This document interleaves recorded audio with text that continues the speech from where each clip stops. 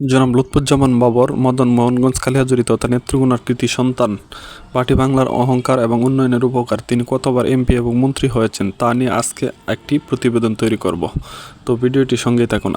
আসলে অনেকেই বলে থাকেন তিনি 2বার এমপি হয়েছেন, আবার কেউ কেউ বলে থাকেন 3বার এমপি হয়েছেন। তো আমি গুগলে সার্চ করেছিলাম, তো প্রাথমিকভাবে দেখতে পেলাম 91 এবং 2001 সালে এমপি হয়েছেন, কিন্তু আসল বিষয়টা হলো তিনি 3বার সংসদ সদস্য হয়েছেন। তো গুগলে যদি আপনি আরও একটু বিস্তারিত ঘাটাঘাটি করেন তাহলে আপনি দেখতে পারবেন 1991 সালে 5ম সংসদ নির্বাচন এবং 15 ফেব্রুয়ারি 96 সালে 6ষ্ঠ সংসদ নির্বাচন এবং 2001 সালে 8ম জাতীয় সংসদ নির্বাচনে তিনি এমপি হয়েছিলেন।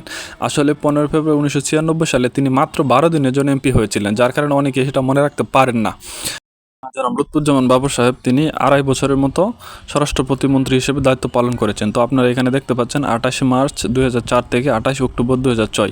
তো এই সময়টাই ছিলেন তিনি স্বরাষ্ট্র প্রতিমন্ত্রীর দায়িত্ব পালন করেছেন। তো এই ছিল আমার আজকের এই ভিডিও। যদি ভালো লাগে লাইক ও কমেন্ট করে শেয়ার করে দিন। আসসালামু আলাইকুম।